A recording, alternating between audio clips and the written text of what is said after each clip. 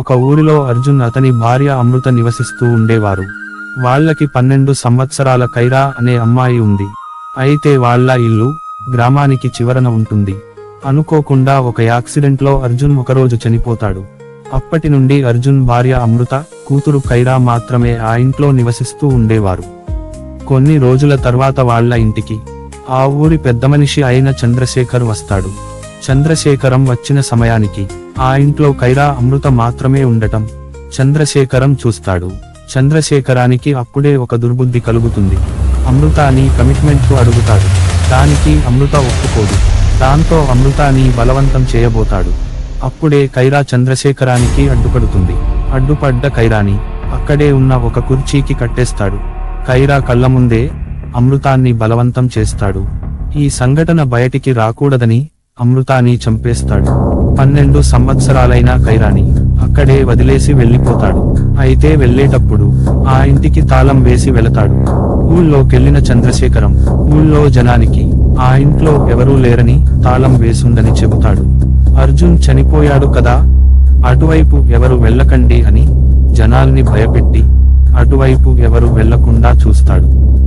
అయితే ఒక వారం రోజుల తర్వాత కైరా కూడా ఆకలితో, దాహంతో చనిపోతుంది. ఎంతో హింసాత్మకమైన బాధతో చనిపోయిన కైరా ఆత్మగా మారుతుంది. కైరా ఆత్మగా మారిన వెంటనే ఒక రోజు రాత్రి చంద్రశేఖర ఇంటికి వెళుతుంది. అప్పుడు చంద్రశేఖరం మంచి గాఢ నిద్రలో ఉంటాడు.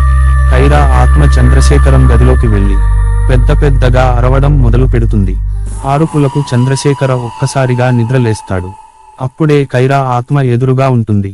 కైరా ఆత్మను చూసిన చంద్రశేఖరం చాలా భయపడిపోతాడు. కైరా ఆత్మ చంద్రశేఖరాన్ని వెంటనే చంపకుండా నరకం చూపించి చంపాలని అనుకుంటుంది. ముందుగా చంద్రశేఖరం 2 కళ్ళు బయటికి పీకేస్తుంది. తర్వాత 2 చేతులు నరికేస్తుంది. కైరా తల్లి ఎంత నరకాన్ని అనుభవించిందో అతనికి కూడా అంతే నరకం చూపిస్తుంది.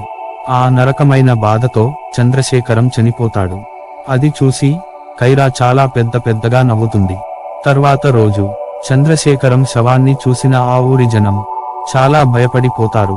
అంత భయంకరమైన, దారుణం అయిన సంఘటన చూసిన జనానికి అది ఎలా జరిగిందో ఎవరికీ అర్థం కాదు.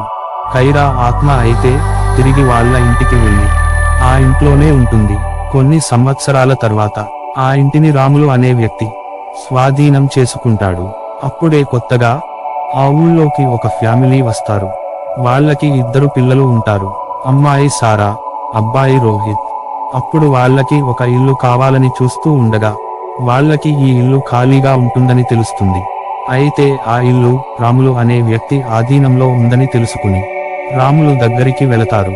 అయితే ఆ ఇల్లు బాగోలేదని, బాగా సేపించి ఇస్తానని రాములు చెబుతాడు. రాములు కొంతమందిని పెట్టి ఆ ఇల్లు బాగుసేపించే సమయంలో ఆ ఇంటి వంట గదిలో అమృత ఎముకలు ఉంటాయి. రాములు అవి ఏవి పట్టించుకోకుండా ఇంటిని శుభ్రం సేపిస్తాడు. ఇల్లు మొత్తం చాలా శుభ్రంగా చేస్తారు. కానీ వంట గదిలోని ఒక గోడ పైన పిచ్చి గీతలు రాసి ఉంటాయి. అవి కైరా గీసిన గీతలు. అవి ఎంత శుభ్రం చేసినా పోయేవి కావు. సరే అని వాటిని అలానే వదిలేసి ఇంకా ఆ ఇంటిని ఆ ఫ్యామిలీకి ఇచ్చేస్తాడు రాములు. ఆ ఇంట్లో చేరిన ఫ్యామిలీకి పగలు అంతా బాగానే ఉండేది. రాత్రి అయితే మాత్రం వంట గదిలో నుంచి రకరకాల శబ్దాలు వచ్చేవి. అయితే ఒక రోజు రాత్రి అలానే శబ్దాలు విని సారా తల్లి వంట గదిలోకి వస్తుంది.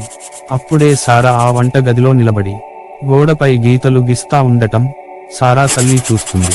సారాని వెళ్ళి పడుకోమంటుంది. రెండో రోజు కూడా సారా అలానే గోడపైన గీతలు గీస్తూ ఉండేది.